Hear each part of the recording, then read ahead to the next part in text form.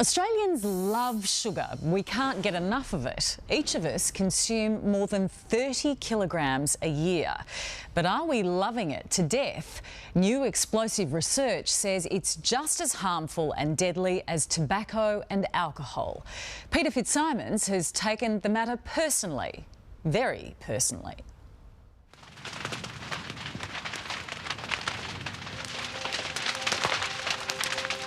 There are few sights as spectacular as the sugar fields being set alight before the harvest. But these days, not all is sweet with sugar.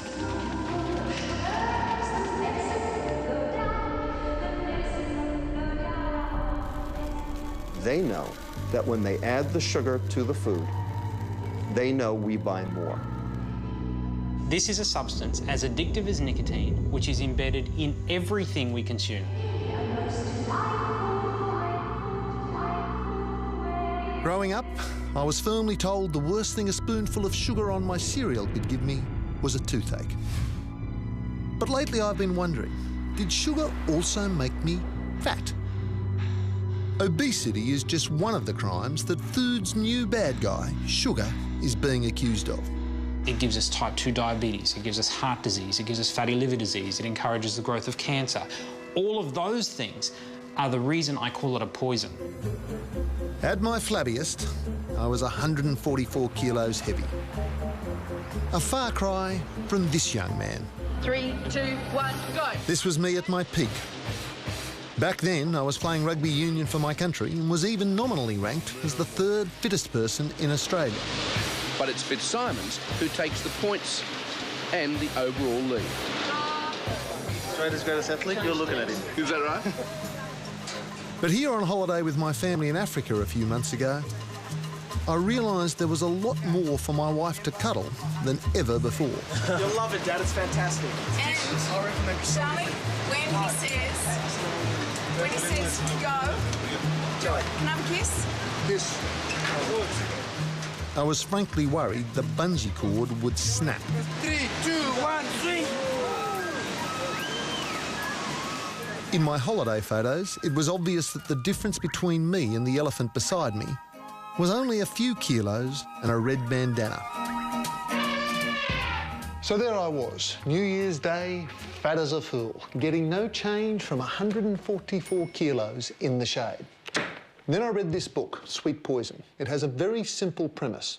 If you wipe sugar out of your diet, you actually feel less hungry, and then you end up losing lots of weight.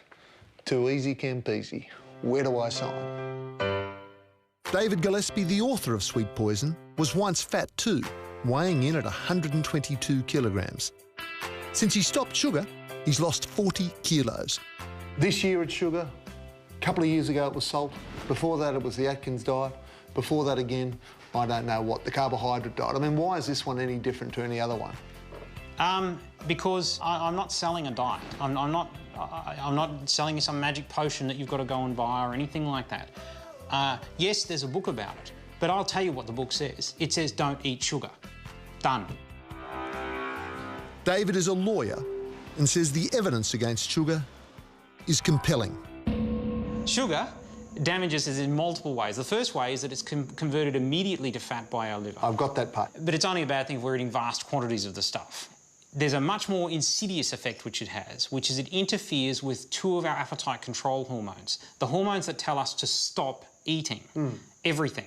Yep. So we have this substance that's directly turned into fat and gives our bodies permission to eat more of everything. It was in the early 1800s that sugar was first able to be mass-produced cheaply. All over the world, millions are reaching for Kellogg's new Sugar Frosties. By the turn of last century, food companies were licking their lips. These new Kellogg Sugar Frosties are shot with sugar, packed with two-fisted muscle-building energy. They knew they were onto an absolute goldmine. It started appearing in everything. Chocolate was invented around the turn of the 20th century. Soft drinks were invented around the turn of the 20th century, all as vehicles for carrying this brand new white gold that they knew they put it in something, it sells like crazy. That a spoonful of sugar helps the medicine go down. Here's a way of thinking about it. Our ancestors, they really only had sugar 1 month a year. It was called harvest time. The fruit would drop from the tree. They would eat it. When we only had a small amount of sugar, it was fine. But now, this amount, it's killing us. In San Francisco, I found Dr. Robert Lustig, a world authority on obesity and one of sugar's harshest critics. It's ingrained in our DNA. Even babies know that if it's sweet, it's safe. And so the food industry has basically utilized that evolutionary principle to their own benefit. Yeah, Nutella. As my search for answers about sugar continued, I met the Spencer family. Mummy! This is how they shopped until 2 months ago. They tried to buy healthy, but also tried to keep the kids happy. When son Jackson turned 4, the sugar highs hit a new low. My son's birthday's a week before Christmas, so the combination of all the sugary birthday food, cakes and Christmas just accumulated into him being completely unbearable. And I just sat down and explained to him one day that the sugar's making him crazy and we have to stop it. The Spencers went cold turkey. No sweets, cereals or fruit juice, which I learnt is full of sugar.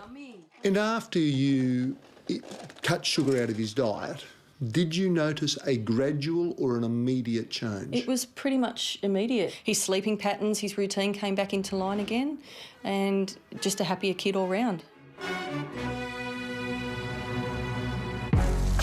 No sugar does take getting used to, and it doesn't mean denying yourself everything. So seductive. Have a look at breakfast. A month in, I dropped 10 kilos. My touch footy mates were noticing the weight slip off me. So what do you do to lose the weight, Pete? Well, I've had no sugar whatsoever. And what about the grog? I've had 5 days. I couldn't say exactly how long without the grog, but I think 5 days, 4 hours and 3 minutes. We've been told that cereals are often full of sugar, but healthier looking food can be worse. Trouble is that when you turn it over and look at the fine print on the back, you see that it's 80% sugar. There's more sugar in that than there is in chocolate. There's more sugar in that than there is in most lollies. I was shocked. That's organic apple snacks. Right there, it's got no added sugar. And when you read the fine print, it's actually 80% sugar. Does that shock you? No, it's fruit. Are we going to ban fruit? Do you really want to ban apples and oranges and bananas? And Queensland Senator Ron Boswell has another point. Sugar means jobs. 17,000 Australians are employed by the industry. We're the world's 3rd largest raw sugar supplier. But critics like Robert Lustig argue sugar's harm outweighs any benefits. He wants punitive taxes and age restrictions on the sale of soft drinks. Therefore, you should be over 18 years old before you can drink a Coke. That would be my suggestion. Well, that's just a ludicrous proposition. What does he want someone to turn up with their licence or their age identity and produce that before they buy a can of Coke? Yes. Well, put that to the people and he will be laughed out of Australia.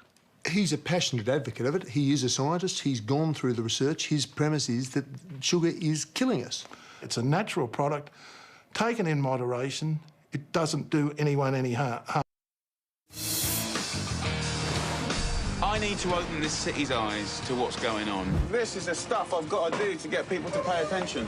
1 8-ounce little tub of flavoured milk has 28 grams of sugar. What I'm going to do right now is I'm going to pump this bus, this icon of trust, full of 1 week's worth of added sugar just for flavoured milk in the LAUSD. TV chef Jamie Oliver wanted Californian parents to know how much sugar was in the chocolate milk their kids were drinking. OK, guys, you think we're done? We are done. We're done now. We hear from one side that sugar is toxic. On the other, people say, oh, no, it's OK in moderation. Where do you fit? Well,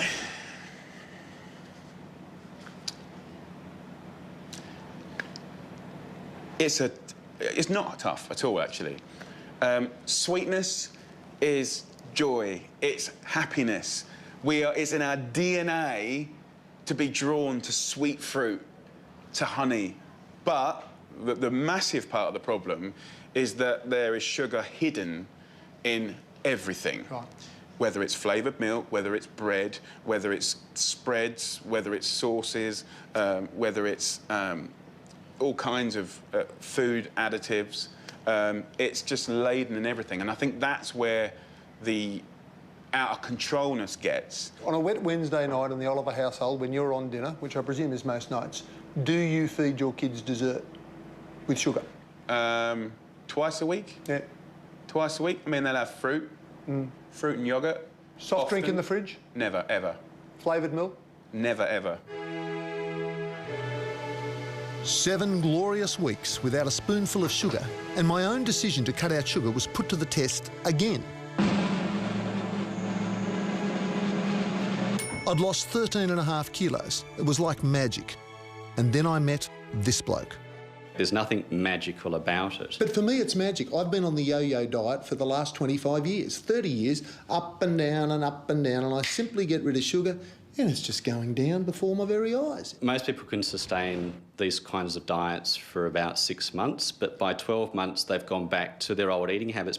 We've got to stop thinking about food as the enemy. We've got to get back to basics, real foods, whole ingredients. So, Shirley, what would you have had for breakfast this morning? Dr. Alan Barclay, the chief scientist of the Glycaemic Index Foundation, which argues a moderate amount of sugar should be a part of a healthy diet. He makes an interesting point, which would be stronger if the foundation didn't accept money from food companies selling products with sugar.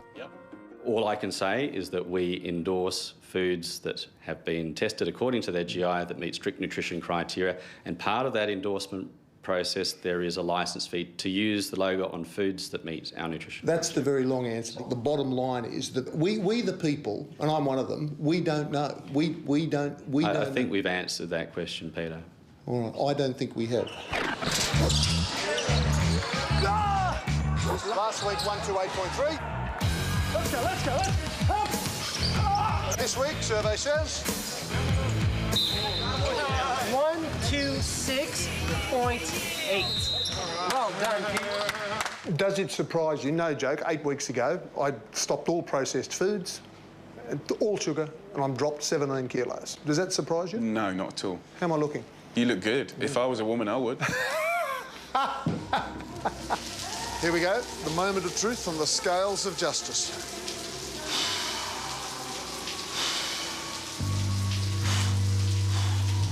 I've lost 20 kilos. Yes! So how much is 20 kilos? It's that much. That is how much weight I have lost in just 2 months. The weird thing is, I didn't cut out sausages. I just cut out sugar.